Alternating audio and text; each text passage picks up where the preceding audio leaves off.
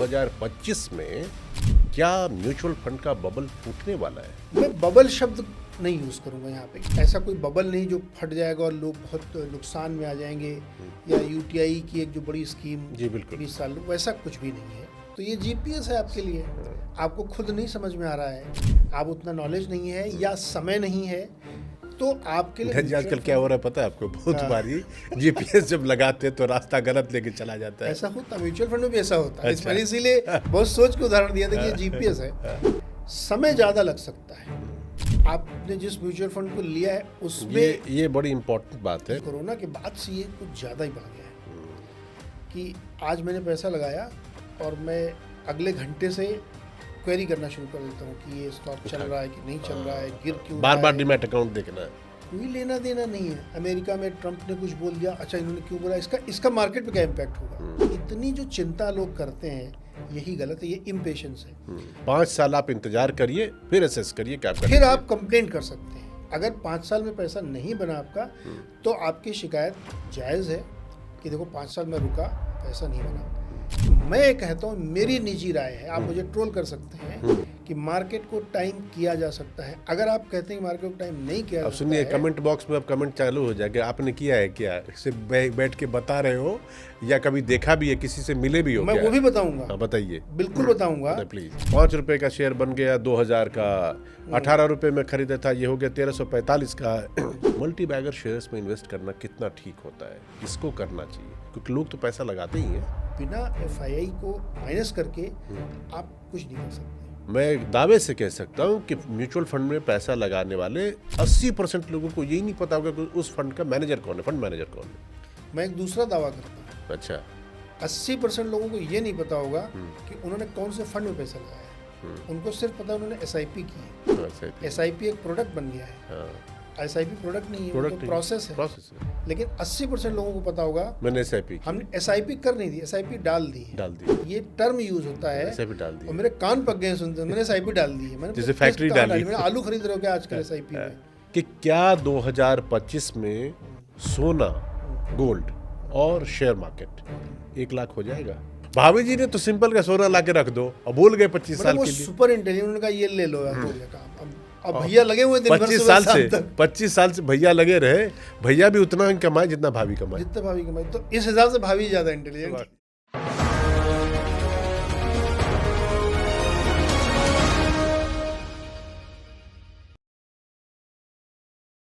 पिछले कुछ दिनों से शेयर मार्केट, म्यूचुअल फंड और इस तरह की जो पैसा कमाने का मैं कह सकता हूं कि तरकीब है, या जो एक तरीका है कि पैसे से पैसा आप बना सकते हैं, कमा सकते हैं जायज़ और सही तरीके से, उसको लेकर बड़ी सारी चर्चाएं हैं।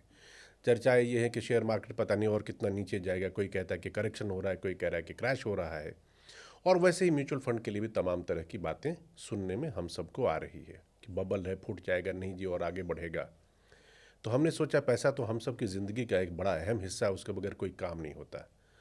तो थोड़ा सोचा कि इस पर क्लैरिटी ली जाए और ऐसे आदमी से बात की जाए जिनको कि मार्केट की समझ हो, आप बाहर से देखते देखते और इतने सारे एक्सपर्ट्स से उनको राय मिलती हो, समझते हो, बात करते हो, ताकि एक 360 डिग्री का जो टोटल अप्रोच होता है वो आपके सामने हम लेके आ सके। और मकसद इसका सिर्फ एक है कि आज ये पॉडकास्ट जब अगले आधे घंटे, 1 घंटे जितनी देर हम करने वाले हैं आप सुनेंगे, तो आपका कुछ फ़ायदा हो, नॉलेज का फ़ायदा होगा, ज्ञान का फ़ायदा होगा, तो वो पैसे में भी कन्वर्ट होता है, क्योंकि नॉलेज से बड़ा पावर कुछ है नहीं। तो आज मेरे पॉडकास्ट के खास मेहमान हैं नीरज वाजपेयी जी। आपका नीरज जी बहुत बहुत स्वागत है। बहुत बहुत शुक्रिया सर। नीरज जी किसी परिचय के मोहताज नहीं है, क्योंकि कम से कम 10, 15, 20 सालों से लगातार आपने इनको बड़े बिजनेस चैनल पे एंकरिंग करते हुए, बड़े बिजनेस लीडर्स के साथ बात करते हुए देखा होगा CNBC पे। तो इसीलिए आज हमारी रिक्वेस्ट पे ये मुंबई से दिल्ली आए। तो मुंबई में जो पैसे वाला ज्ञान है उसको दिल्ली के पावर से जोड़ के जब डिकोड करेंगे। नहीं जी, पहले सबसे पहले जो आजकल सबसे ज़्यादा हॉट टॉपिक है उसी पे बात करते हैं। एक तो शेयर मार्केट के लिए बात हो रही है, शेयर मार्केट क्रैश हो रहा है, जा रहा है। अब मैं उस पर बाद में जाऊंगा, क्योंकि शेयर मार्केट की कहानी ऐसी है कि बहुत सारे लोग शेयर मार्केट पे जाने से डरते हैं। उसकी वजह है नॉलेज। हर किसी को मालूम नहीं कि मार्केट कैसे बिहेव करता है, मार्केट में पैसा कैसे लगाया जाए, किस तरह के स्टॉक्स खरीदे जाए। लेकिन एक दूसरा जो म्यूचुअल फंड है उसमें बहुत लोग इन्वेस्ट करते हैं। बिल्कुल। अलग अलग कंपनियों के अलग अलग हैं, जो ठीक लगता है लोग अपने हिसाब से लगाते हैं। लेकिन अभी चर्चा ये हो रही है कि 2025 में क्या म्यूचुअल फंड का बबल फूटने वाला है? आप तो बड़ी बारीकी से देख रहे हैं, जरा इस पर रोशनी डालिए। बिल्कुल मेरे भाई, बहुत शुक्रिया। और हम लोग जर्नलिस्ट होते हैं ना, तो उसका एक बड़ा फ़ायदा होता है कि आप दूर से चीज़ों को ऑब्जर्व करते हैं और आप उसकी पार्टी नहीं होते हैं कि इंटरेस्टेड पार्टी होते हैं तो थोड़ा बहस आ जाता है या अपने प्रोफेशन के लिए बहस हो जाता है। लेकिन जो आप जर्नलिस्ट होते हैं और 20-25 साल आप एक मार्केट को देख रहे होते हैं, तो आप दूर से चीज़ों को देख के समझने की कोशिश करते हैं कि चल कैसी रही है पूरी दुनिया। तो जो आपका प्रश्न है कि क्या म्यूचुअल फंड में बहुत ज़्यादा गड़बड़ हो रही है, बबल फट रहा है, इसको ऐसे समझिए कि म्यूचुअल फंड एक रिटेल निवेशक के लिए बहुत ही बेहतर ऑप्शन होता है अपने निवेश को आगे बढ़ाने के लिए। सेफ है, बहुत सेफ। डायरेक्ट इन्वेस्टमेंट के मुकाबले म्यूचुअल फंड बहुत सेफ मानते थे। आप मार्केट में डायरेक्ट जाओगे तो आपको अगर नॉलेज नहीं है तो आपके फंसने की, नुकसान की ज़्यादा संभावना है। म्यूचुअल फंड में बहुत कम हो जाती है। लेकिन म्यूचुअल फंड भी मार्केट रिस्क में होता है, वो डिस्क्लेमर चलता रहता है। बिल्कुल बिल्कुल। मैं बबल शब्द नहीं यूज़ करूँगा यहाँ पे कि नहीं, कोई ऐसा कोई बबल नहीं जो फट जाएगा और लोग बहुत नुकसान में आ जाएंगे, या यूटीआई की एक जो बड़ी स्कीम 20 साल, वैसा कुछ भी नहीं है। बहुत सेफ है म्यूचुअल फंड।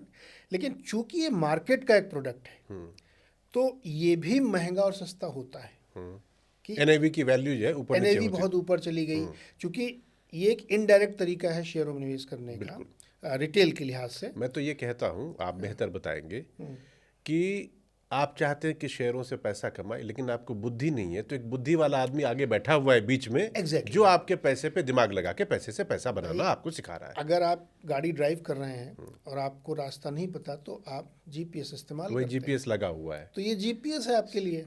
आपको खुद नहीं समझ में आ रहा है, आप उतना नॉलेज नहीं है या समय नहीं है, तो आपके लिए आजकल क्या हो रहा है पता है आपको? बहुत बारी जीपीएस जब लगाते हैं तो रास्ता गलत लेके चला जाता है। ऐसा होता है, म्यूचुअल फंड में भी ऐसा होता है। मैंने इसीलिए बहुत सोच के उदाहरण दिया था कि ये जीपीएस है। कई बार वो जीपीएस आपको गलत रास्ते में ले जाएगा या बहुत क्राउडेड रास्ते में ले गया। अक्सर आप बहुत गली में घुसा दिया, भीड़ भरे रास्ते में ले गया जहाँ 1.5 घंटे जाम में फंस गए डिस्पाइट जीपीएस।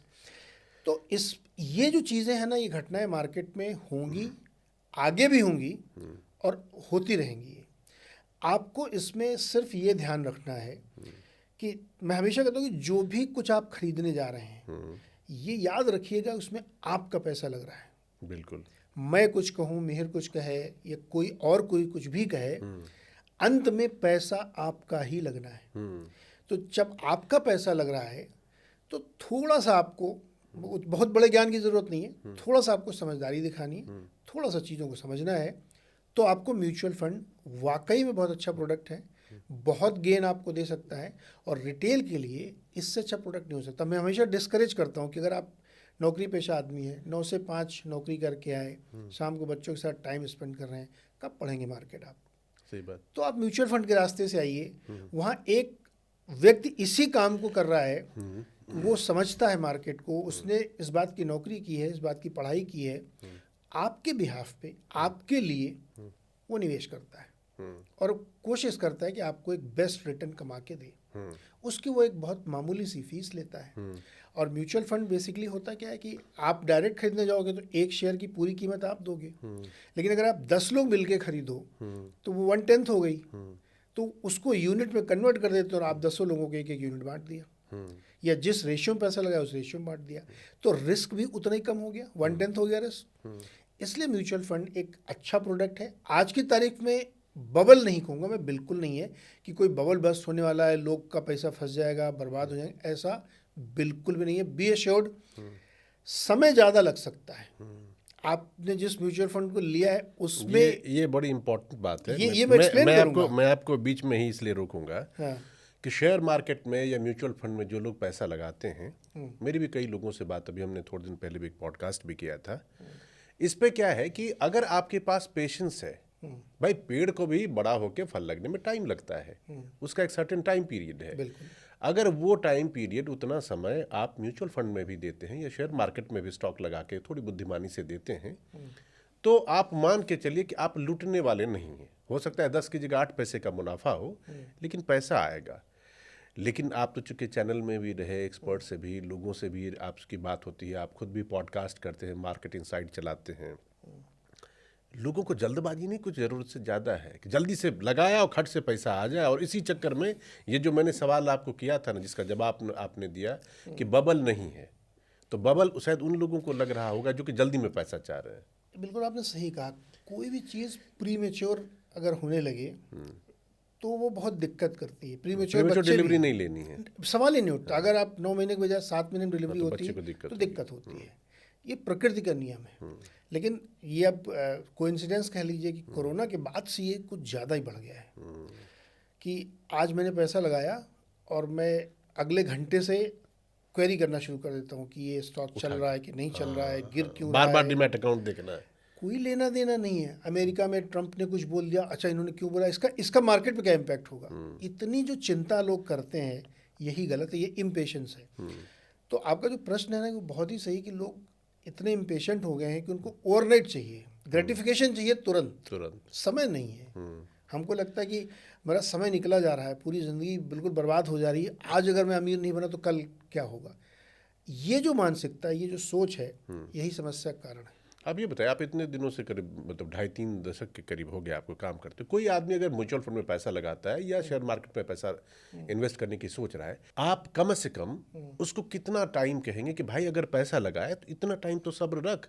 साल में भी फल एक ही बार लगता है किसी पेड़ में, तुमको 3 साल रखना है कि 4 साल, 5 साल, 7 साल, कितना टाइम आप कहेंगे? इतना टाइम शेयर मार्केट में वेट करो, तब जाके एसेस करो कि क्या है स्थिति है। मेरे हिसाब से किसी भी म्यूचुअल फंड में आप किसी भी स्कीम में पैसा लगाते हैं तो कम से कम 5 साल, 5 years मिनिमम, कि 5 साल आप इंतजार करिए, फिर असेस करिए कि आपका, फिर आप कंप्लेंट कर सकते हैं। अगर 5 साल में पैसा नहीं बना आपका तो आपकी शिकायत जायज़ है कि देखो 5 साल में रुका, पैसा नहीं बना। 99.99% ये संभव है कि पैसा न बने, ऐसा हो ही नहीं सकता। अच्छा, अगर आप 5 साल वेट करते हैं तो कम ज़्यादा हो सकता है, लेकिन पैसा बनेगा ये गारंटी है। गारंटी शब्द मैं यूज़ कर रहा हूँ, इसको गलत में समझे कोई, लेकिन 99% है कि आपका पैसा उसमें बनेगा। उसका कारण देखिए, मैं 5 साल क्यों बोल रहा हूँ, ये सब डिफाइंड चीज़ें हैं। बिल्कुल। 5 साल, 7 साल, 10 साल, 20 साल। आप पैसा कहाँ लगा रहे हैं? शेयर में। आपके बिहाफ पे म्यूचुअल फंड में पैसा लग रहा है। शेयर कहाँ लगा है? शेयर क्या है? कंपनी बिजनेस करी। हर बिजनेस का एक साइकिल होता है। अच्छा, जीवन में मिहिर भाई कोई चीज़ ऐसी नहीं है जो सेकुलर ग्रोथ से चले। हर चीज़ सिक्लिकल है। हमारी जिंदगी सिक्लिकल है, उतार चढ़ाव आते हैं, कभी बुखार होगा, कभी जुकाम हो गया, ऊपर नीचे होता रहता है, ये लाइफ है। तो आप एक ऐसे बिजनेस में जा रहे हैं या ऐसी चीज में जा रहे हैं, आप ये उम्मीद करके कैसे आ सकते हैं कि वहां पे उतार चढ़ाव नहीं होगा।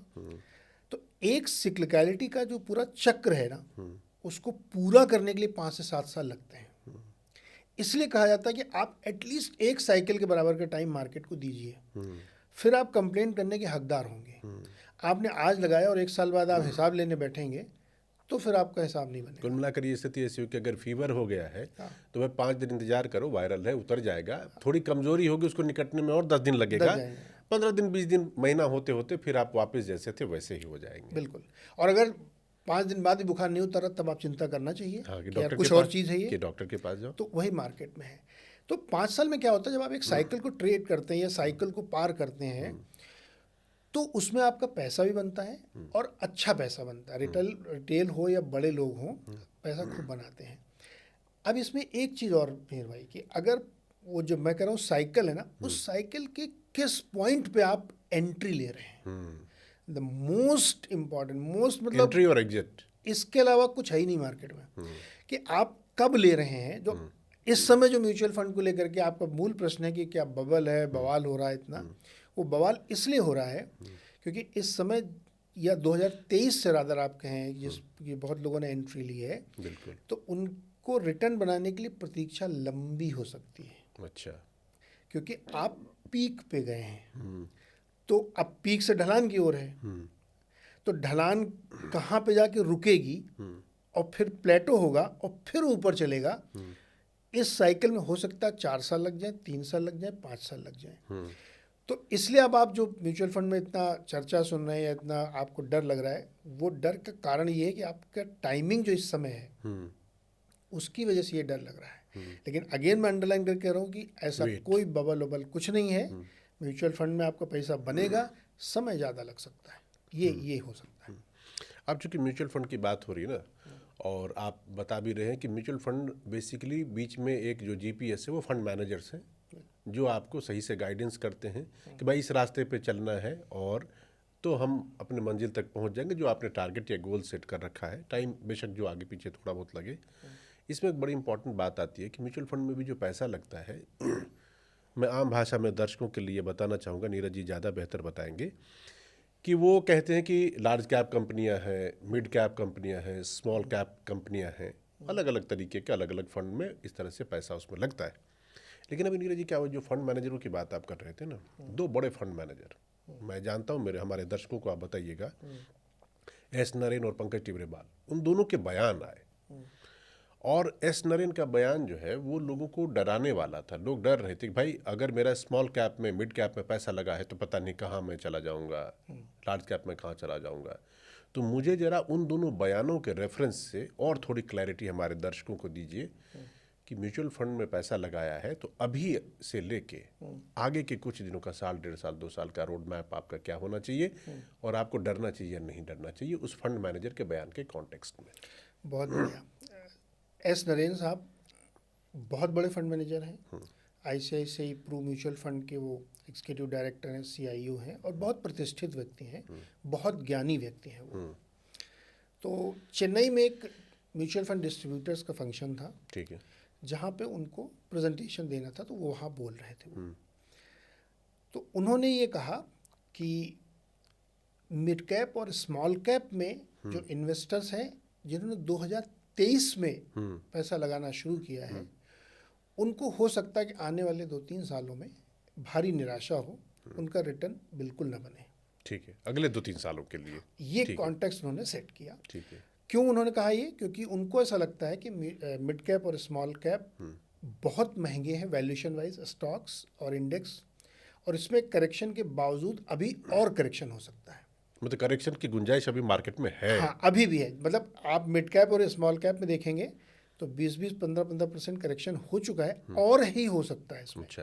तो इस कॉन्टेक्स्ट में उन्होंने कहा कि जो लोग 2023 में आके एसआईपी कर रहे हैं उनको अगले 1-2 साल में शॉर्ट टू मीडियम टर्म में नुकसान हो सकता है, निराशा हो सकती है। इस बात की बड़ी चर्चा हुई मार्केट में। ठीक।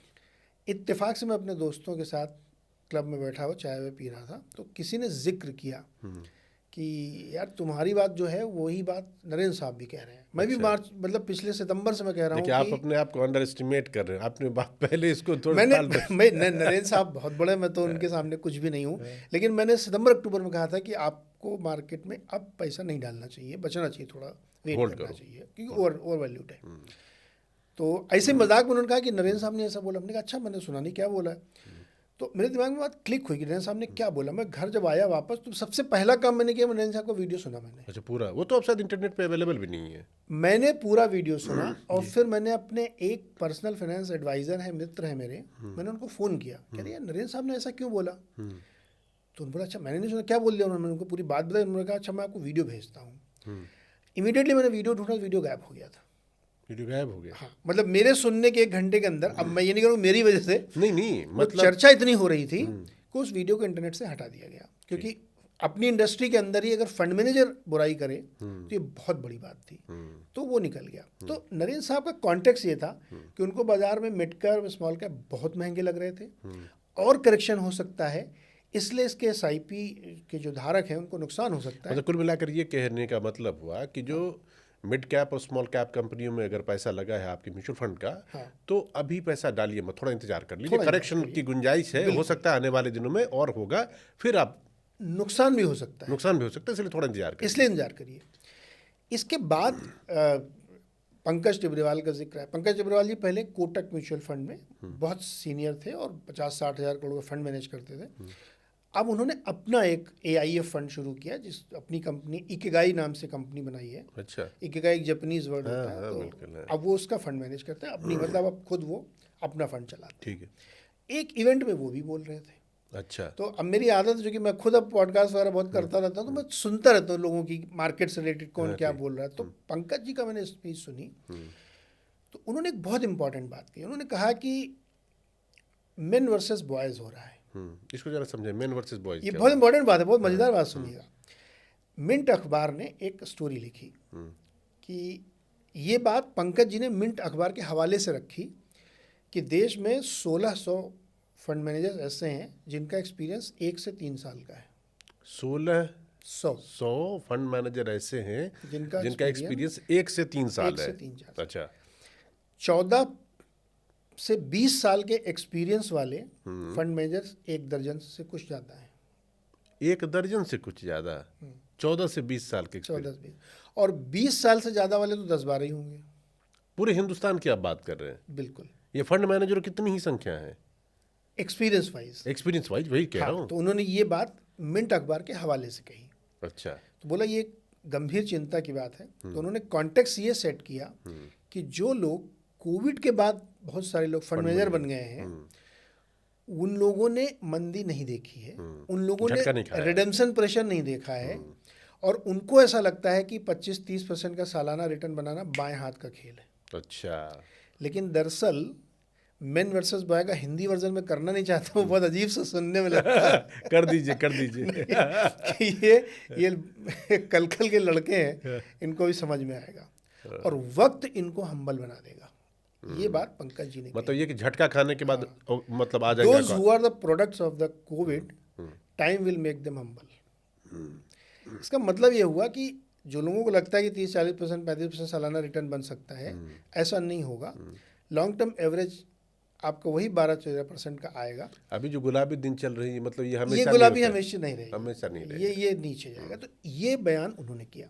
अब ये दोनों बयान इंडस्ट्री, जो म्यूचुअल फंड इंडस्ट्री इतनी बड़ी इंडस्ट्री, 40 लाख करोड़ की इंडस्ट्री है, उसको लगा कि यार ये अपने लोग होके ऐसी बात कैसे कर रहे हैं।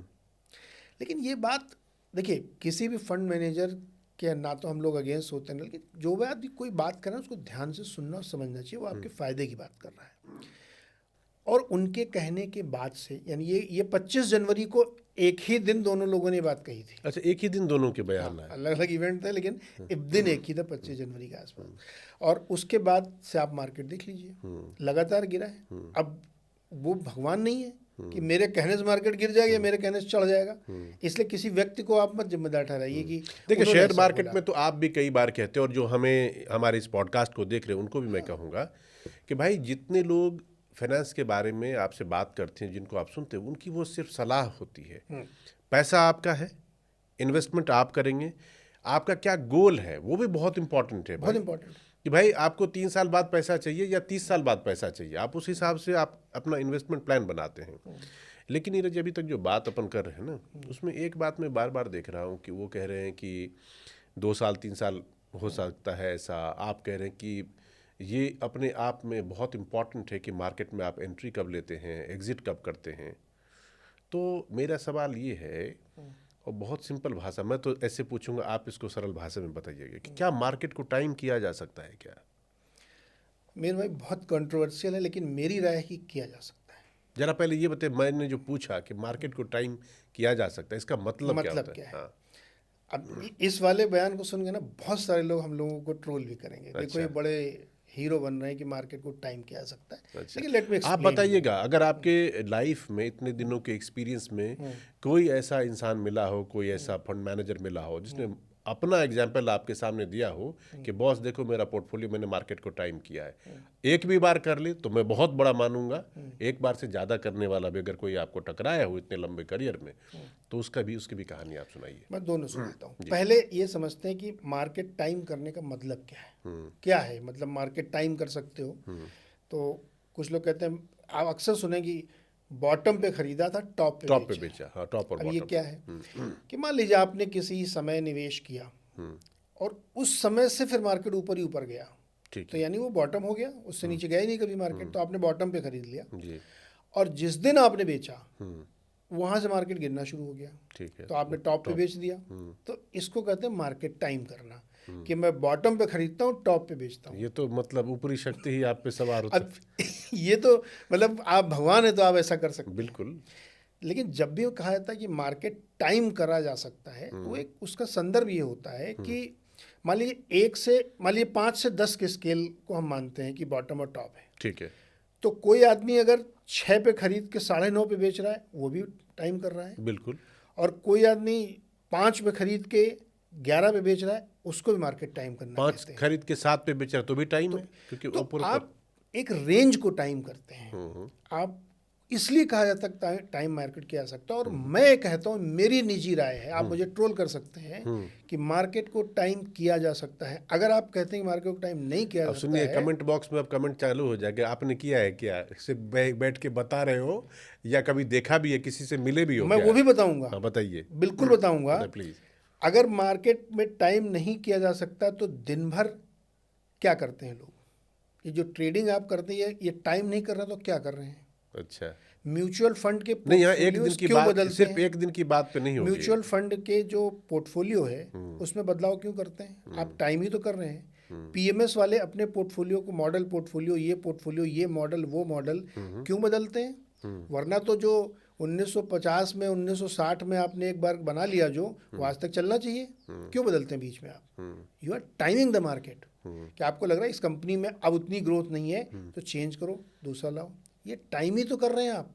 मार्केट चल ही रहा टाइमिंग पे।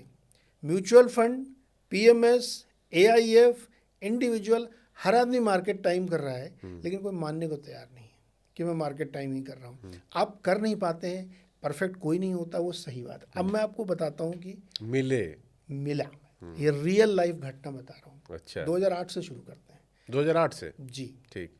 तब हमने 2004 में सीएनबीसी ज्वाइन किया था, तो 4 साल ही हुए थे हमको। और उस समय मार्केट में बूम था एकदम, रोज चलता था मार्केट, बड़ी रैली चल रही थी। 7 के क्रैश से पहले की कहानी आप बता रहे हैं। दिसंबर 7 से मार्केट क्रैश होना शुरू हुआ था। तो बहुत सारे गेस्ट आते थे, बड़े बड़े लोग आते थे, हम लोग उनसे मिलते थे।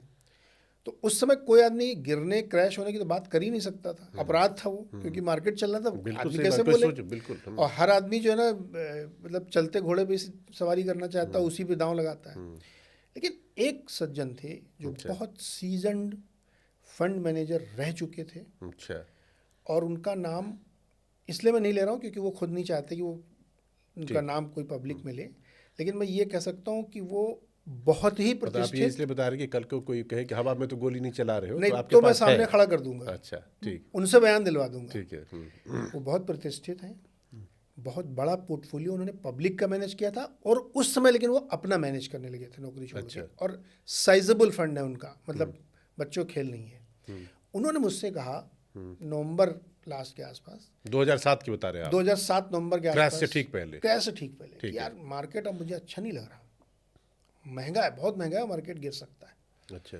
तो मैंने कहा कि यार ये सर क्या बात कर रहे हैं, अब तो रोज चल रहा है मार्केट, बात आई गई होगी।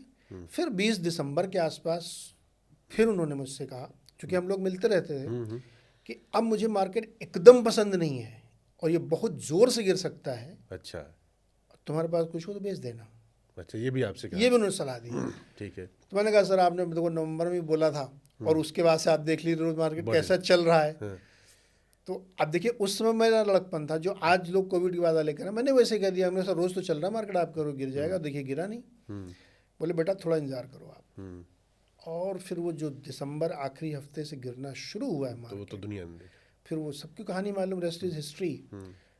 और पहले क्रैश के बाद मैंने उनको फ़ोन किया, हमने कहा सर मतलब आपको कुछ इंसाइट थी, कुछ जानकारी थी आपको, या कोई ज्योतिष विद्या आपको आती, कैसे ये आपने किया? आपने 2 बार बोला और तीसरी बार में खेल हो गया।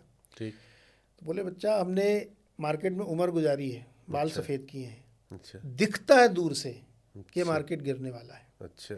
लोग एक्सेप्ट नहीं करते हैं, उसके अलग कारण है, लेकिन दिख रहा था मुझे, इसलिए मैं कह रहा था कि मार्केट महंगा है। तो एक घटना वो हो गई। ठीक है। दूसरा एकदम रीसेंट आपको मैं बता रहा हूँ, मैंने तो उनके साथ पॉडकास्ट किया है, मेरे उस पर जाके सुन सकते हैं, डिस्क्रिप्शन में ही देख सकते हैं। ठीक। मैंने उनके साथ पॉडकास्ट किया, एकदम यंग चैप है, और उसने इसी साल यानी 2024 के सितंबर से मार्केट खराब होना शुरू हुआ था। 27 सितंबर बाद लास्ट डे, उसके बाद से मार्केट गिरना शुरू हुआ था। उन्होंने 27 और 28 सितंबर को अपना पोर्टफोलियो जीरो कर दिया था, सब बेच दिया। वो पीएमएस चलाते हैं। अपने क्लाइंट का पूरा पैसा मार्केट से उन्होंने निकाल लिया, कैश में बैठ गया। कैश कॉल बोलते हैं उसको, 100% कैश कॉल पे। 100% कैश कॉल। यस, कोई स्टॉक नहीं रखा। ये तो बहुत बड़ा फैसला है ना। बहुत बड़ा फैसला है। तुक्का भी हो सकता है, तुक्का, क्योंकि 27 से गिरना शुरू हुआ, 28 को आपने सब बेच लिए। तो उनसे मैंने पूछा कि यार ये तुक्का भी हो सकता है। तो बोला नीरज जी, तुक्का एक बार हो सकता है, 2 बार हो सकता है, 3 बार भी हो सकता है, क्या 4 बार, कितने बार तुक्का हो सकता है? हमने कहा नहीं, एक बार से ज़्यादा तुक्का नहीं मानता मैं। एक ही बार। तो उन्होंने पब्लिक के फंड को, यानी जो पीएमएस फंड को, उसको 3 बार उन्होंने टॉप पे बेचा है। टॉप पे बेचा एकदम, मतलब अब टॉप से वही समझ लीजिए कि चवन्नी मिला दिया। मैं देखिए, टॉप में अगर 5-10% के करेक्शन पे भी आप जाते हो तो टॉप है वो। टॉप पे उन्होंने बेचा। और हमने कहा पर्सनल पैसा उन्होंने बताया कि जो मैं अपना पर्सनल मैनेज करता हूँ उसको तो मैंने इतनी बार टॉप पे बेचा कि मैं खुद नहीं भूल गया मैं। अच्छा। And this is fact. इसलिए मैं कहता हूँ मार्केट को टाइम कर तो सकते आप तो अजब बता रहे हैं। देखिए, एक कहानी आप 2007 में ले गए, ठीक है, एक 2024-25 में, मतलब दौर बदल गए, लेकिन कहानी वही रही। कहानी वही है। समझदार चाहिए सिर्फ, जो मार्केट को समझे, थोड़ी बुद्धि लगाए, थोड़ा नज़र रखे। मतलब समझदारी अगर आपके पास है तो शेयर बाजार की कहानी मोटे तौर पे एक जैसी ही लगती है। ये मैं कई लोगों से सुना है मैंने कि भाई अगर आपके पास सब्र है, पेशेंस है, कोई भी बिजनेस जैसे सेट करते हैं तो ये नहीं तो फिर क्या है, अगर पैसा बनाना है तो फटाफट होगा, वेल्थ बनाना है तो थोड़ा इंतजार करना पड़ेगा। अच्छा, एक का तो मैं नाम ले सकता हूँ, नीलेश शाह जी, कोटक म्यूचुअल फंड के मैनेजिंग डायरेक्टर, सीईओ हैं, बहुत ही सीजन्ड आदमी हैं। वो पिछले 1 साल से अच्छा रोज बार बार कहते थे कि बड़े स्मॉल में बहुत ज़्यादा वैल्यूएशन हो गया है, सस्टेन नहीं करेगा, सस्टेन नहीं करेगा। अच्छा। तो अब चूंकि मार्केट चल रहा तो कोई सुनता नहीं है। हाँ, अब जब हो जाता है सवेरे वो कह रहा अब सबको याद आ रहा है, नीलेश सर तो बहुत पहले से बोल रहे थे, नीलेश सर तो कब से कह रहे थे कि बहुत वैल्यूएशन हो गया है। तो आपको नरेन इसलिए याद है क्योंकि वो एकदम इस जगह आप आके बोल रहे हैं, लेकिन नीलेश साहब को शायद याद नहीं कि वो 1 साल से बोल रहे हैं। अच्छा, कि वो एक थ्रेशोल्ड पार हो गया है। तो कई बार क्या होता है, मतलब नीलेश साह और नरेंद्र जी की कहानी में ये कि कब एंट्री करना है, कब एग्जिट करना है। वो ये इन्होंने एंट्री तब की जब आग लगा हुआ था, वो तब कर रहे थे जब लकड़ी जो है सूखा था, पता चला कि आग लगने वाली है। एग्जैक्टली, क्रक्स यही है कि आप मार्केट को, मतलब वो भी तो आपको कोई ना कोई वार्निंग ही दे रहे थे, कोई चीज़ समझा रहे थे आपको कि मार्केट को, मतलब आप देखिए, पैसा मेरे बारे में, पैसा आपका है, गलत टाइम पे लग गया तो ऐसा नहीं होगा कि वो जीरो हो जाए। मार्केट में पैसा जीरो नहीं होता, वो मतलब एक्सेप्शनली अच्छी चीज़ है, टाइम बढ़ जाएगा आपका। अब जैसे जिन लोगों ने 2023 में, नरेंद्र जी ने कहा 2023 में जिसने SIP शुरू की मिड कैप स्मॉल कैप में, उसको short term to medium term में पैसा नहीं बनेगा, लेकिन अगर वो 20 साल तक होल्ड करेगा तो उसको बहुत अच्छा पैसा बनेगा। अब सवाल मेरा ये है कि 20 साल की SIP है किसकी जरा आपने अपने घर में देखिएगा आप लोग कि SIP छोड़िए, कितने लोग हैं जिन्होंने कोई स्टॉक 20 साल से होल्ड कर रखा है। नहीं, वो आप मतलब, मैं अभी एक सज्जन का पॉडकास्ट कर रहा था, फाइनेंस के जाने माने बंदे हैं, उन्होंने कहा कि मेहर जी 100 में से 11% लोग, बिल्कुल सही, 100 में से 11 लोग ऐसे हैं जो कि 5 साल से ज़्यादा फंड को SIP चलाते हैं। 11 होते होते मतलब 11% लोग 5 साल होते होते निकल गए, खत्म। ये एमफी का तो बताइए, हाँ एमपी का उसी का डेटा बोला कि भाई बताइए अब इसमें फिर जो है आप कैसे उम्मीद करते हैं। खैर मैं उस पर आऊँगा क्योंकि मेरे पास एक बड़ा दिलचस्प सवाल मेरे मन में है। बहुत सारे लोग, क्योंकि आजकल ना डिजिटल और सोशल मीडिया का ज़माना है तो आप भी स्क्रॉल करते रहते हैं। ऐसे किया, इस शेयर 5 रुपये का शेयर बन गया 2000 का, 18 रुपये में खरीदा था, ये हो गया 1345 का। 12 महीने के टाइम में 18% का रिटर्न, करोड़ों आपने अगर लगाए होते 5000 रुपया तो आज वो होता 5 लाख रुपया। इस टाइप की खबरें बहुत आती है, और जब इन खबरों का जिक्र होता है तो बात होती है मल्टी बैगर शेयर्स की। उस तरह के शेयरों में निवेश करना, और जो ये लालच है, ये लालच ही से मैं मानता हूँ। जब मैं देखता हूँ कि यह क्विक मनी खटाखट में 1 साल में जो 5 लाख 5 लाख में मल्टी बैगर शेयर्स में इन्वेस्ट करना कितना ठीक होता है, किसको करना चाहिए? क्योंकि लोग तो पैसा लगाते ही हैं, तभी तो खबर आती है। जरा ये समझाइए। फिल्म इंडस्ट्री से उदाहरण देते हैं। हाँ, अमिताभ बच्चन को मैं सदी के महानायक हैं, और मेरी पर्सनल राय भी कि उनसे अच्छा एक्टर और हीरो कोई नहीं। आप ही के प्रदेश के हैं भी, और हमारे शहर के बगल के हैं। मैं उनका बहुत रिगार्ड करता हूँ। वो स्वयं भी नहीं बता सकते कौन सी फिल्म सुपरहिट होगी।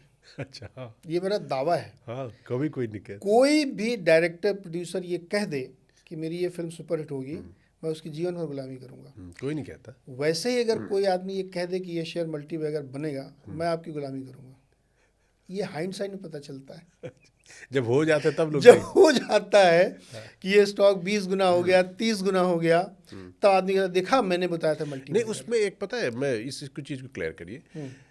आप कोई शेयर 12,000 का है या कोई शेयर 5,000 का है, कोई 2500 का है, और 2500 अगर कन्वर्ट हो जाए 15,000 में या 2500 कन्वर्ट हो गया 1 लाख में, तो वो उतनी बड़ी खबर नहीं बनेगी। क्यों? क्योंकि 2500 के दाम पे खरीदने वाले लोग कम हैं। लेकिन 3 रुपए का शेयर अगर 71 का भी हो जाए तो आपको आनंद है। अरे 3 रुपए का शेयर मैंने 1 लाख खरीदा था 3 लाख रुपए में, और देखो 3 मेरा कहाँ से कहाँ चला गया वो, तो वो खबर बनती। इसलिए छोटे के हिसाब से मैं दोनों चीज़ें बता रहा हूँ। बताइए, बहुत इंपॉर्टेंट सवाल आपने पूछा है। तो पहली बात तो जो मल्टीबैगर की कहानी है ना, ये बाद में लोग बताते हैं। इतने बड़े बड़े लोगों से मिल चुका हूँ, वो खुद कहते हैं कि हमने हमारे कई स्टॉक मल्टीबैगर हुए, कई स्टॉक मल्टीबैगर हुए। अच्छा, लेकिन क्या जिस दिन मैंने खरीदा उस दिन मुझे पता था? नहीं पता था। ये ईमानदारी से स्वीकार करते हैं वो लोग भी, कहते हैं।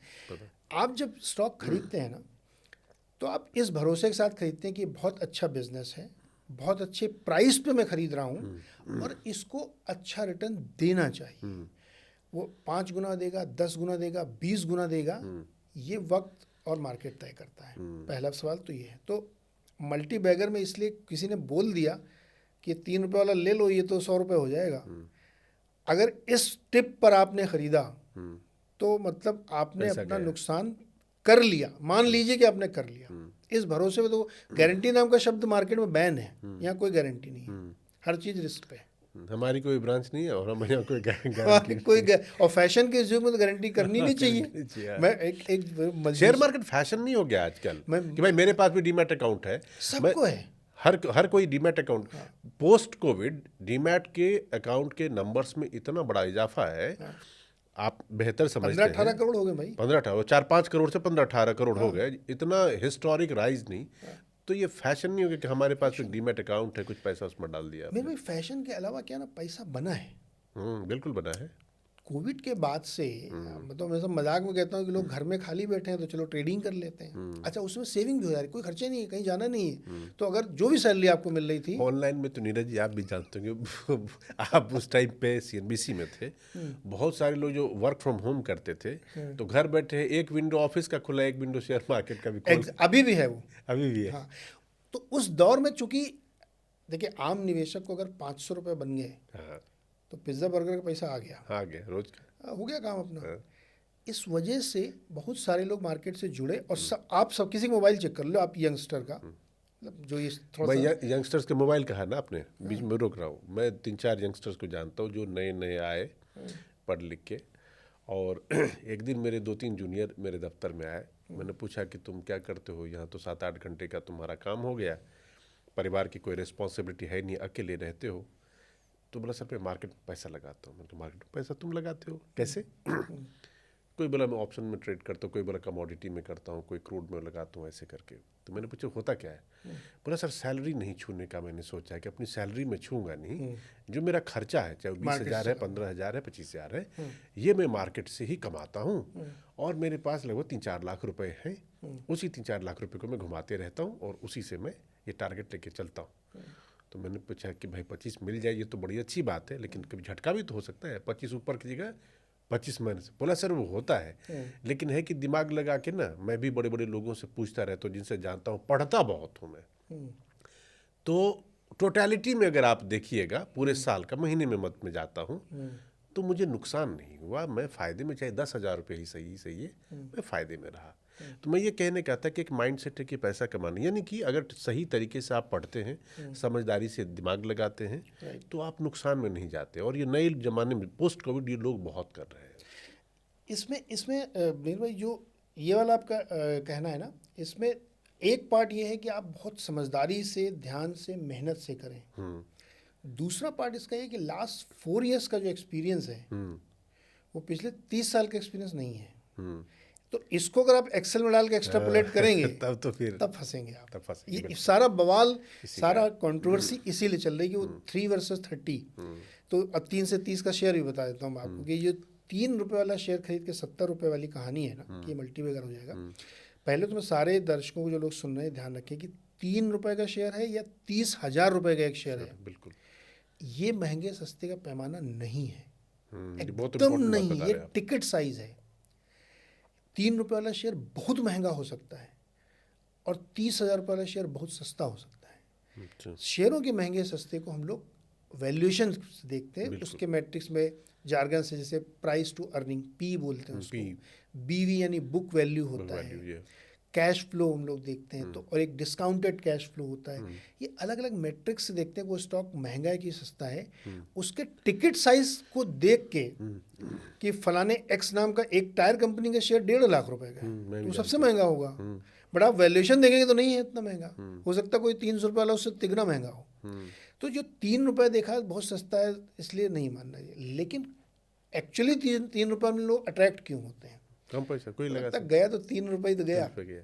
ये थ्रिल नाम की जो चीज़ है ना ये मार्केट में ड्राइव इसीलिए तो क्या वो देखिए आप कहेंगे ना 12 का लिया था 1 लाख में हो गया 12,000 का, मुझे 12,000 लगा था ना यार, पॉकेट में 12,000 चाहिए ना, 12,000 चाहिए। लेकिन यहाँ तो ₹3 है, बस ₹3 निकल ही गया, सोचो पैसा डूब गया तो कोई बात नहीं। हाँ तो ये मल्टीबैगर की कहानी में ये हो रहा है। तो ये बताइए बिजनेस हाउसेस ये जो टिकट साइज और उसके हिसाब से प्राइस, क्या इस मेंटालिटी से भी खेलते हैं लोगों की क्या? बिल्कुल, बिजनेस हाउसेस मतलब मार्केट की बात कर रहा 100% खेलते हैं। या अब इतने व्हाट्सएप मैसेज इसीलिए तो आते हैं, कितने सारे व्हाट्सएप मैसेज आते हैं, इस पे रेगुलेशन की कई कार्रवाई हो चुकी है कि, और कितने संदेश चलते हैं। इवन हम लोग ये पॉडकास्ट करते हैं उसमें एक ऑटोमेटेड मैसेज आता है कि टिप्स पे ध्यान न दें, समझ रहे हैं, हाँ, बिल्कुल। फाइनेंशियल सेफ्टी बहुत ज़रूरी है।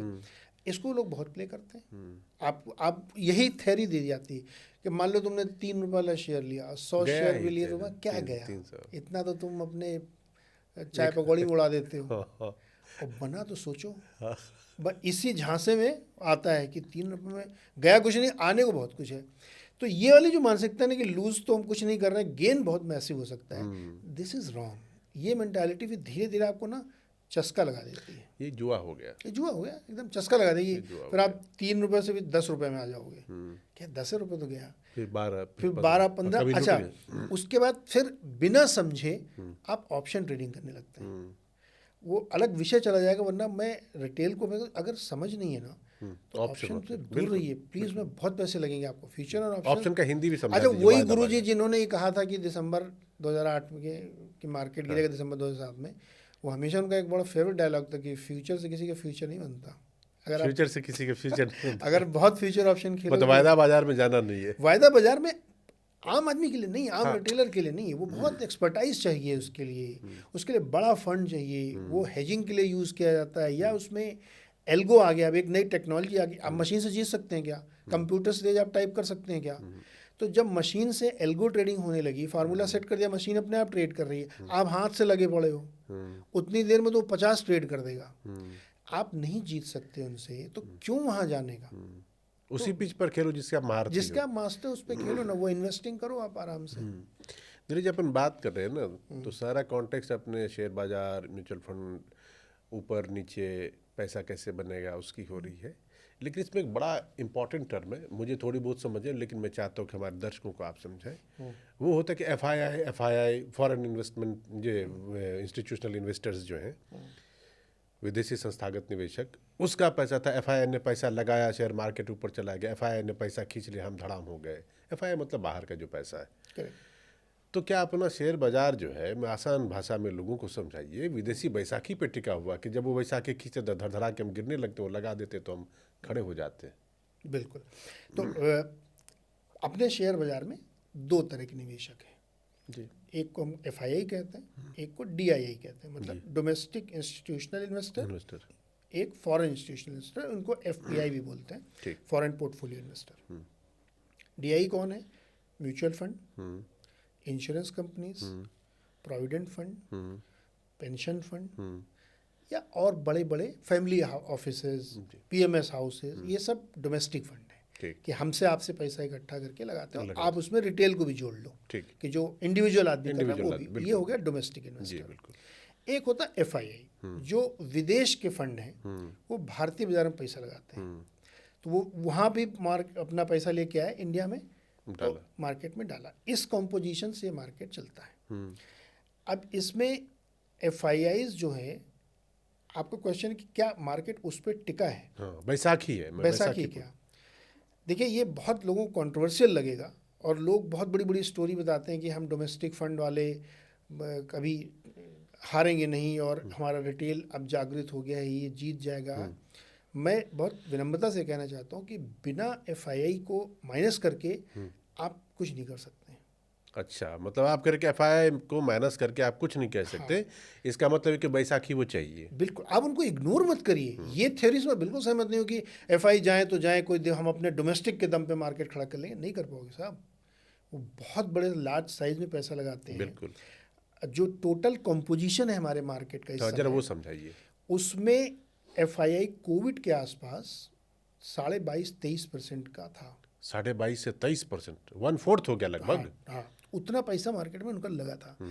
अब वो घट के 16% पे आ गया है अभी 2025 आते आते। क्योंकि उन्होंने 2022-23 मतलब लगातार वो बेचा है उन्होंने। लास्ट ईयर में ख्याल में 3 लाख करोड़ की लास्ट ईयर सेलिंग हुई थी 2024 में। और इस साल यानी 2025 में अभी तक भी हमारे ख्याल में 1 लाख करोड़ के आसपास। भाई वो तो सीधा है ना, मार्केट ऊपर में है तो आदमी पैसा बेच के प्रॉफिट बुकिंग कर लेगा, सिंपल तो बात। एफआईआई को पहले बात तो इग्नोर नहीं करना है। और वो हमारे दुश्मन नहीं है कि एफआईआई को आप दिन भर गाली देंगे, उससे कोई फायदा नहीं। वो क्योंकि वो लोग इकोनॉमिक्स पे, फंडामेंटल पे, रूल्स पे चलते हैं। भाई मैं तो Emotion सीधा नहीं ये डालते समझता हूँ नीरज जी, जिसके पास पैसा है वही तो जाएगा शेयर बाजार में, म्यूचुअल फंड में पैसा। आपके पास पैसा नहीं तो कहाँ से लगाओगे? और उनको कोई मोहब्बत या कोई दुश्मनी आपसे नहीं है। प्रॉफिट कमाना है। हाँ, आपके यहाँ बढ़िया प्रॉफिट बनेगा, वो बार बार आएंगे, लाइन लगा के लेंगे। बिल्कुल। आपके यहाँ प्रॉफिट नहीं बन रहा है तो वो चीन में चले जाएंगे, वो अमेरिका अपने घर वापस चले जाएंगे। ज़्यादातर अमेरिका से ही फंड आ रहे हैं। अब वापस क्यों जा रहे हैं, ये भी एक बड़ा इंटरेस्टिंग कि भाई वो क्यों भागे चले जा रहे हैं सब लोग, इंडिया में क्यों बेच रहे हैं इतना। मतलब 3-4 हज़ार करोड़ की डेली सेलिंग है कैश में, मतलब डिलीवरी बेस्ड सेलिंग। वो इसलिए बेच रहे हैं क्योंकि यूएस में इस समय अगर आप बॉन्ड यील्ड देखें, बॉन्ड का ब्याज देखें 4.5%, भारत में 6.5 पौने 7 के आसपास है। हम लोग इसको मानते हैं कि दुनिया का सबसे आलसी आदमी बिना कुछ किए इतना कमा सकता है। 6 से 7% पैसा आप भारत में 6.5% कमा सकते हो, अमेरिका में 4.5% कमा सकते हो। कुछ ना करो, आप आलसी हो तो 2% का तो अंतर यूं हो गया भाई। हाँ, अब इसमें क्या खेल है कि 4.5% आप यूएस में बिना काम किए कमा सकते हैं, उसके बाद डॉलर में कमा सकते हैं आप। तो अगर हम भारत में सोच के लगाएं कि भारत में आदमी पैसा लगाएगा तो करेंसी हमारी जो रुपया है वो उसकी वैल्यू, उसकी कीमत घटती है डॉलर के सामने।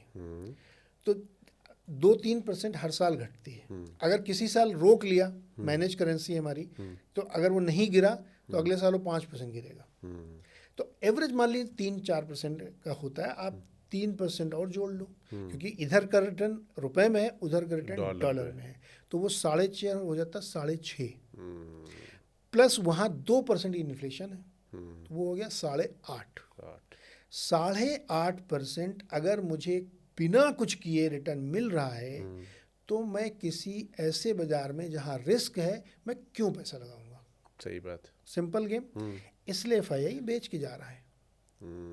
हमारे यहाँ जैसे ही ये चीज़ें रिटर्न बढ़ेंगी वो तुरंत आएगा। वो पैसे को चेज करता है, उसका रिटर्न बनेगा वो कल को आना शुरू हो जाएगा, तो इसलिए वो बेच के जा रहा है। समझने वालों के लिए गणित सिंपल है कि भाई कोई आदमी पैसा लगाने के लिए इस हिसाब से आ रहा है, उसको ये रिटर्न देख रहा है इसलिए, और उसके पीछे बहुत सारे फैक्टर्स है, सरकार की नीति, वो सब अलग है, वो सब चीज़ें अलग है, उस पर अपने को नहीं जाना है। अब आता हूँ एक सबसे कॉमन सवाल जो मुझसे कई लोग, आप पान वाला भी जिसको थोड़ी बहुत भी समझ होगी ना, आधा हिस्सा उसमें वो पूछ सकता है आपसे सवाल, ए भैया नीरज भैया ये बताओ कि सोना 1 लाख का कब हो जाएगा? और जो थोड़ा समझदार है वो पूछ रहा है कि शेयर मार्केट 1 लाख कब हो जाएगा? तो मेरा सवाल आपसे ये है कि क्या 2025 में सोना, गोल्ड और शेयर मार्केट 1 लाख हो जाएगा? 2025 में? जी 2025 की बात कर रहा हूँ। टफ क्वेश्चन पूछ लिया। प्रेडिक्शन करना हालांकि इतना आसान नहीं, लेकिन जो परिस्थितियां बनती हुई दिख रही हैं मार्केट में, तो मुझे शक है कि ये सेंसेक्स 1 लाख इस साल जाएगा। इसमें मेरे को डाउट इसलिए है क्योंकि जिन पैरामीटर या मैट्रिक्स पे हम लोग देखते हैं ना, वो अभी बहुत सपोर्टिव नहीं है। ठीक। कि मतलब बहुत रोजी पिक्चर दिख नहीं रही है और ऊपर नीचे मार्केट में काफ़ी हो रहा है। तो इसलिए मुझे शक लगता है सोना इसलिए जा सकता, मैंने अपने पॉडकास्ट में भी कहा है, ये मैं कोई खरीद या बेच की सलाह नहीं दे रहा हूँ, लेकिन समझने के लिए आपको बता रहा हूँ। देखिए गोल्ड जो होता है ना, वो इन्फ्लेशन के अगेंस्ट में होता है हमेशा, हेज होता है, उसको हमेशा हेज बोलते हैं। ठीक है। और गोल्ड का रिटर्न भी पिछले 25 साल में इक्विटी के बराबर है। शेयर मार्केट में ये, भी ये जो आप कह रहे हैं ना, मैं आपको पूछता हूँ, गोल्ड का रिटर्न पिछले 25 साल में इक्विटी के बराबर है। हाँ। ठीक है। हाँ, इक्विटी में रिटर्न बने, उसमें हमेशा आपका दिमाग लगता रहेगा। करेक्ट। भाई एक तनाव है ना, हाँ, तनाव ही नहीं है, कांस्टेंट एक थिंकिंग प्रोसेस चल रहा है, फॉलो कर रहे हो। और दूसरी तरफ भाभी जी ने अपने से कहा भैया सोना ले लेना, तो भाभी जी ज़्यादा इंटेलिजेंट या भैया जी ज़्यादा देखो इंटेलिजेंट? फैक्ट तो ये कहते हैं कि भाभी ज़्यादा इंटेलिजेंट है, क्योंकि भाभी ने कोई काम नहीं किया, मतलब भाभी जी ने तो सिंपल का सोना ला के रख दो और भूल गए 25 साल वो के लिए। सुपर इंटेलिजेंट, उनका ये ले लो यार, हो गया काम। अब भैया लगे हुए दिन भर 25 सुबह साल शाम से तक, 25 साल से भैया लगे रहे, भैया भी उतना ही कमाए जितना भाभी कमाए। जितने भाभी कमाई, तो इस हिसाब से भाभी ज़्यादा इंटेलिजेंट है, क्योंकि उन्होंने लेके छोड़ दिया और भैया दिन भर लगे रहे तब भी उतना नहीं कर पाए, तो भाभी ज़्यादा इंटेलिजेंट है। सोना क्यों बढ़ेगा मेरे भाई? देखिए एक तो सेंट्रल बैंक्स बहुत खरीद रहे हैं सोना, इंक्लूडिंग भारत। रिजर्व बैंक बहुत खरीद रहा है, रूस में बहुत खरीदा जा रहा है, चीन में खरीद रहा है, यूएई खरीद रहा है, पोलैंड खरीद रहा है, जर्मनी बहुत खरीद रहा है। तो जब भी सेंट्रल बैंकर्स गोल्ड बहुत खरीदना शुरू करते हैं तो गोल्ड की कीमतें बढ़ती हैं, और ये हमने पिछले दिनों देख लिया गोल्ड किस तरह से भाग रहा है। तो एक तो बड़ा कारण ये है। दूसरा बड़ा कारण है कि जियो पॉलिटिकल टेंशन, एक युद्ध रूस और यूक्रेन में चल रहा है, खाड़ी में इजराइल और गजा पट्टी, बीच में एक खबर तनाव सुनी चल थी रहा कि है। अमेरिका अपना सोना जो है वापस मंगवा रहा है इंग्लैंड से इंग्लैंड से। वॉल्ट, देखिए बहुत सारा सोना जो अमेरिका में रखा हुआ है वो लास्ट 50 ईयर से एसेस नहीं किया गया है अच्छा, कि वहाँ एक्चुअली है कितना, उसकी कितना? वैल्यूएशन क्या है, माल कितना है? माल कितना है। फिजिकल वेरिफिकेशन हुआ ही नहीं। फिजिकल वेरिफिकेशन पिछले 50 50 सालों साल में हो रहा है, और यूएस में किसी- सोने का हुआ ही नहीं। हाँ, नॉक्स फ्रंट करके उसकी जगह नाम है, और किसी को अलाउड नहीं वहाँ जाना, सेनेटर तक को नहीं जाने देते वहाँ पे। अच्छा। आर्मी लगी रहती है एकदम। अब जो नया रेजिम है ट्रम्प साहब कह रहे हैं तो करेंगे, तो गोगा कितना सोना है बताओ? कितना सोना है बताओ, वैल्यूएशन रीवैल्यू करेंगे उसको। तो बहुत सारा ब्रिटेन से निकल के यूएस की तरफ जा रहा, भैया अपने देश नहीं, में लेकिन अपना मंगा सब क्यों कुछ। रहे हैं? ब्रिटेन से सोना यहाँ रखा था, यहाँ रखा रहता। देखिए एक इसमें थ्योरी ये देखने को मिल रही है कि अपने भाई अपना सोना अपने पास रखे ना। देखिए रूस के साथ जब यूक्रेन का युद्ध हुआ, ठीक है। तो उनका बहुत सारा जो फॉरेन रिजर्व था वो जब्त कर लिया अमेरिका ने। अच्छा, तो अगर मेरा माल आपके पास रखा है आपके पास तो कैपेसिटी है, मैं दबा दूंगा। और लड़ाई हुई तो आप नहीं मेरा दूंगा। माल जब्त कर सकते हो। हाँ, नहीं दूंगा। तो इसलिए सबको लगता है भाई अपना अपना घर माल अपने पास रखो। तो ये जियो पॉलिटिक्स का एक हिस्सा हो तो गया। ये जियोपॉलिटिक्स, सेंट्रल बैंकर्स की खरीदारी। तीसरा एक कारण अपने भारत में ये कि हमारी करेंसी भी वीक हो रही है, रुपया। आप गोल्ड तो रुपये में खरीदोगे ना, करेंसी वीक तो गोल्ड मजबूत। स्वाभाविक है। अगर डॉलर और कमज़ोर हो जाए तो और सोना महंगा हो जाएगा। जितनी भी कमोडिटी होती है ना, सोना चांदी तांबा लोहा जिंक और डॉलर का भाव कम हुआ तो ये भागेंगे, सीधा हिसाब। क्योंकि सीधा हिसाब इंटरनेशनल ट्रेड ऐसे ही होता है। और डॉलर महंगा हुआ तो ये गिरना चाहिए, लेकिन इस बार अलग हो रहा है, डॉलर भी ऊपर है सोना भी ऊपर है। तो उसका कारण ये जियोपॉलिटिकल टेंशन और सेंट्रल बैंक्स की बाइंग। बाई। इस पैरामीटर को देखते हुए मेरे को ऐसा लगता है कि गोल्ड में तेजी। बाकी हमने अभी हमारे एक मित्र विद्वान हैं रितेश जैन जी से बहुत लंबी चर्चा हमने इस पे की। अच्छा, तो उन्होंने हमारे को बहुत उन्होंने कहा तो इससे भी बहुत सिग्निफिकेंट ऊपर जाने की संभावना है गोल्ड में। इससे भी सिग्निफिकेंट। हाँ, तो मैंने उनसे पूछा कि इस अभी तो इतना भाग चुका, फिर भी बोले हाँ मेरे को अभी भी लगता है कि गोल्ड में बहुत तेज़ी रहेगी, और वो दिख रहा है उसमें। मतलब हमारे कहने से कुछ फ़र्क नहीं पड़ने वाला, लेकिन गोल्ड में एक माहौल ऐसा है, परिस्थितियाँ ऐसी हैं कि गोल्ड में तेज़ी आ सकती मतलब आपने मामला 50-50 कर दिया, गोल्ड को आपने एक के ऊपर कर दिया और शेयर मार्केट में क्वेश्चन मार्क डाल है। दिया। हाँ, शेयर मार्केट में तो चूँकि हम लोग जो देख रहे हैं, जिससे भी बात करो, कोई आदमी मुझे कॉन्फिडेंट नहीं दिख रहा है, कोई एक्सपर्ट कॉन्फिडेंट नहीं है। अब वही लोग हैं जो 26,000 पे बहुत बुलिश थे। 26,000 और निफ्टी 21 पे जब क्या हो था गया? तो मतलब मुझे ढूंढे नहीं मिलता, तो कोई आदमी जो महंगा गया, नीलेश शाह जैसे लोगों को एक आध को छोड़ने जो वार्निंग दे रहे थे, वरना हर आदमी कह रहा था अरे भाई डोमेस्टिक के दम पे हमारा रिटेल इन्वेस्टर देखो 26,000 करोड़ की SIP हर महीने आ रही है तो मार्केट चले जा रहा है। अब उसमें से उतने ही आदमी कह रहे हैं कि भाई मार्केट तो अच्छा नहीं है। अब उनको 50 कमियां दिख रही हैं, समय खराब हुआ मार्केट का, तो उन्हीं लोगों को 100 कमी दिख रही सब है। टाइम की बात है। वक्त की बात है। तो इसलिए मुझे नहीं लगता कि मार्केट में इस साल थोड़ा लोगों को सावधान रहना चाहिए। अब जो जी अपन पॉडकास्ट के आखिर की तरफ चल रहे हैं, जो पैसा शेयर मार्केट में लोग लगाते हैं, जिसमें हमने जहाँ से शुरुआत की थी बात की म्यूचुअल फंड की, और उसमें बहुत अहम रोल था फंड मैनेजरों का। फंड मैनेजरों को लेकर भी ना कई तमाम तरह की बातें मैं सुनता रहता हूँ, या खबरें आती रहती है, उसमें गड़बड़ झाला, किसी पैसे भी ने एक्शन कर लिया। जरा फंड मैनेजरों का रोल, उनके पीछे की कहानी और कंट्रोवर्सी, ये भी हमारे दर्शकों को आप समझाइए प्लीज। देखिए, फंड मैनेजर एक ऐसा व्यक्ति होता है जो आपके बिहाफ पे मार्केट में पैसे लगाता है, ठीक है। और उसका एक मैंडेट होता है। ठीक है। मैंडेट क्या होता है कि जो भी फंड स्कीम लॉन्च होती है उस फंड के नियम कायदे तय होते हैं। अच्छा। कि कितना पैसा किस तरह के स्टॉक में लगेगा। लार्ज कैप में इतना लगेगा, मिड कैप में इतना लगेगा। उसमें सेक्टर्स का भी बंटवारा होता है या सिर्फ कैप का बंटवारा होता है? कैप का होता है, सेक्टर अच्छा, का सेक्टर का नहीं। अगर सेक्टर का होगा तो वो थीमेटिक फंड होगा। अच्छा, ठीक है। मान लीजिए आपने डिफेंस फंड लॉन्च किया, जी बिल्कुल, तो फिर आप डिफेंस के स्टॉक में, बिल्कुल। और डिफेंस का स्टॉक कैसे तय होगा कि इतने % रेवेन्यू इस तरह के प्रोडक्ट से आता हो। Okay, right. वो जितना डीप जाओगे तो उतना क्लस, और ये मैंडेट है उनका, इससे वो दाएं बाएं मतलब नहीं रूल जा बिल्कुल सकते। सेट है, एकदम सेट है। अच्छा। लेकिन फिर तो अब मैं सवाल करूंगा, अगर रूल बिल्कुल सेट है, सपोज करिए रूल बिल्कुल सेट है, हाँ। एक फंड मैनेजर आप भी, एक फंड मैनेजर मैं भी, मेरे पास भी 100 CR है, आपके पास भी 100 CR है, हम दोनों फंड मैनेज कर रहे हैं, ठीक है, और एक ही टाइप में अगर जा रहे हैं, तो मैं ज़्यादा पैसा, आप कम, या आप ज़्यादा मैं कम कैसे कमाऊंगा, यूँ समझाइए। ये इसलिए कमाते हैं, अब यहाँ पे वही बात टाइमिंग वाली आ गई। आपको भी 100 करोड़ मिले, हमें को 100 करोड़ मिले, हम दोनों लोग फंड मैनेजर हैं, और लेट से एक ही तरह के फंड हम लोगों ने लगाए। इसीलिए तो कहा एक तरह के फंड है। उसमें हमारे पास ये लिबर्टी है कि ये जो 30 स्टॉक का मैंने पोर्टफोलियो बनाया, इसमें मैं बदलाव कर सकता हूँ। अच्छा, ओके। आप भी कर सकते हैं, आपके पास भी है। आपने एक्स शेयर खरीदा, मैंने वाई खरीदा। एक्स ने कम अच्छा रिटर्न दिया तो मैंने उसको बेच के एम शेयर ले लिया, और एम ने एकदम छप्पड़ फाड़ रिटर्न दे दिया।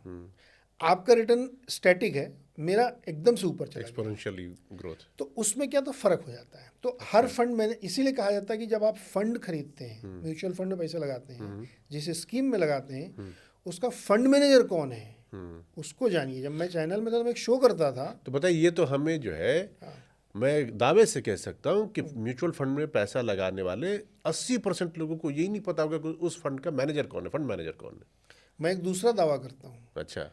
80% लोगों को ये नहीं पता होगा कि उन्होंने कौन से फंड में पैसा लगाया है। उनको सिर्फ पता है उन्होंने SIP की है। हाँ, SIP एक प्रोडक्ट बन गया है। हाँ। SIP प्रोडक्ट नहीं है, वो तो प्रोसेस है। प्रोसेस है। लेकिन 80% लोगों को पता होगा मैंने SIP हमने SIP कर नहीं दी, SIP डाल दी है। डाल दी है, ये टर्म यूज होता है, SIP डाल दी और है। मेरे कान पक गए मैंने SIP डाल दी है। मैंने जैसे किस फैक्ट्री कहाँ डाली। मैंने आलू खरीद रहे हो क्या आजकल SIP पे? नहीं, SIP डाल दी। वो आए थे, उन्होंने बताया, हमने SIP डाल दी है। किसका कौन सा, किसका कुछ पता नहीं। प्लीज़ मेहर भाई की इस मेहनत को प्लीज़ साकार करिए कि आप स्कीम को समझिए कि आपने कौन सा फंड खरीदा है और उसका फंड मैनेजर कौन है। नाम तो पूछ ही सकते हो, गूगल कर सकते हो, आप लोग तो आजकल मोबाइल चलाते हो। ये दोनों चीज़ें जानना चाहिए। आपका फंड मैनेजर कौन है। तो मैं जब मैं शो ही इसलिए करता था। अच्छा। उसका नाम था फायदेमंद फंड। अब छोड़िए ना शो, जो पुराने CNBC में तो अब आप करते नहीं हैं। अब आपने अपना जो है सो एक प्लेटफॉर्म बना लिया है। करेक्ट। और आप YouTube पे, सोशल मीडिया के अलग अलग प्लेटफॉर्म्स पे दिखते हैं, मार्केट इनसाइट्स करते हैं, पॉडकास्ट करते हैं। तो आप वहीं पर जो इतने सालों का, 25 साल का जो आपका अनुभव है, उसको एकदम निचोड़ निकालिए और डेली एक ग्लास जो है पब्लिक को दे दीजिए कि भाई ये मेरा एक्सपीरियंस है, आप इसको समझिए। मैं ये नहीं कहता हूँ कि मेरी बात को 100% फॉलो कर लीजिए, आप मेरी बात को समझिए, ये मेरा अनुभव है। अगर ये अनुभव आपको लगता है उसमें बहुत सारी बात आप ऐसी भी करेंगे जो आपने गलती की, तो जो गलती मैंने की वो आप मत करिएगा, और जो चीज़ करने से मुझे फ़ायदा हुआ अगर आप करेंगे तो आपका भी फ़ायदा हो सकता है। नॉट नेसेसरीली कि ऑल टाइम चेंज होता है तो आप देख ही रहे। तो ये बहुत बड़ी सलाह जो है, मतलब जंतर चाहिए। ठीक है, बहुत बढ़िया सवाल है। तो दोस्तों, मैं 25 साल मेरे को फाइनेंशियल जर्नलिज्म में हो गए हैं। 25 साल की जंतरी ये है कि आप डायरेक्ट शेयर में पैसा लगाएं, म्यूचुअल फंड में लगाएं, जिसमें लगाएं सबसे पहले उसको जानो। ये पैसा लगा कहाँ लगा रहे हो आप पैसा, क्या फंड का नाम है, उस फंड के बारे में बेसिक जानकारी आप पढ़ नहीं सकते। जो आपको बेचना है उससे पूछो, 4 तरह के सवाल पूछो। फंड क्या है, कौन मैनेज करता है, साइज़ क्या है, उसमें कौन सी कंपनियां शामिल होंगी, ये बेसिक चीज़ आप जानिए। और उसका पास्ट रिकॉर्ड देखिए। पास्ट रिकॉर्ड के आधार पे फ्यूचर का रिटर्न नहीं बनता है, ये एकदम ध्यान रखिएगा। लेकिन उससे एक मोटा अंदाज़ा लगता है कि पिछले 10, 15, 20 सालों में इस फंड ने क्या किया है, उससे एक सेंस आता है।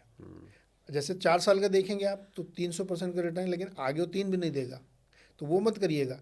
लेकिन एक मोटा अंदाज़ा आपको लगता है कि क्या वो मोटा अंदाज़ा क्यों लगता है। जैसे नरेंद्र जी का एग्जाम्पल है, उनका जो वैल्यू फंड है, उसने उन्होंने खुद भी बोला है कि 20 साल तक जिसने इसमें निवेशित रखा होता उसका स्टॉक या उसका पैसा मल्टी बैगर होता।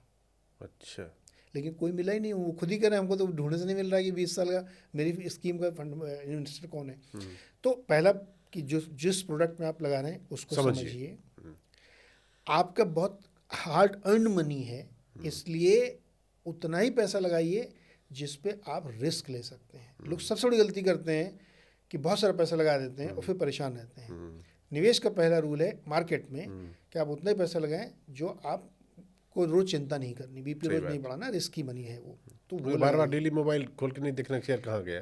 तीसरा, मैं खुद इस कैंप को मानने वाला हूँ कि मार्केट को टाइम किया जा सकता है, लेकिन मार्केट को टाइम देना पड़ेगा आपको। हाँ, पहले टाइम दीजिए फिर टाइम कीजिए। पहले तो आप टाइम कर लीजिए कि मार्केट को मैंने टाइम कर लिया कि ये स्टॉक बहुत सस्ता है, फिर उसको टाइम दीजिए। ऐसा नहीं हो सकता कि आपने आज खरीदा और कल सुबह से क्वेरी चालू क्या हुआ क्या हुआ। इसका बहुत अच्छा उदाहरण हम लोग देते हैं कि आप जब कोई चीज़ ज़मीन खरीदते हैं तो क्या रोज़ भाव पूछते हैं उसका, या जिस घर में आप रह रहे रोज़ उठ के ब्रोकर फ़ोन लगाते हैं आज क्या भाव मेरे घर का चल रहा है। भाई क्यों करते हैं आप ये? एफडी का भाव रोज़ पूछते हैं क्या आप? फिक्स है 7% पर 5 साल बाद ही मिलेगी। गोल्ड में रोज़ नहीं करते हैं आप। तो टाइम मार्केट को किया सकता है, लेकिन टाइम दीजिए। जो प्रोडक्ट खरीदे हैं उसको समझिए, और जो पैसा आप लगा रहे हैं उसमें रिस्क है ये आपके दिमाग में होना चाहिए। और चौथी और आखिरी चीज़, अपना रिस्क प्रोफाइल समझिए कि आपका रिस्क लेने की कैपेसिटी क्या है। मेरा रिस्क प्रोफाइल आपसे एकदम अलग होगा, किसी और का उससे अलग होगा। बहुत सारे फैक्टर होते हैं सब मैं मेरे पास कोई लाइबिलिटी नहीं है तो मैं 100% रिस्क ले सकता हूँ कि मेरा 100 रुपये जीरो हो जाए। लेकिन आपकी लाइबिलिटी हो सकती है, आप 100 में 20 रुपये ही जीरो कर सकते हो। तो इसलिए अपना रिस्क प्रोफाइल आप ज़रूर करिए। मैं हमेशा सबको सिखाता हूँ एजुकेशन के तौर पे कि अपनी रिस्क प्रोफाइलिंग जिस दिन आपने अच्छे से कर ली, आप एक सफल निवेशक बनोगे।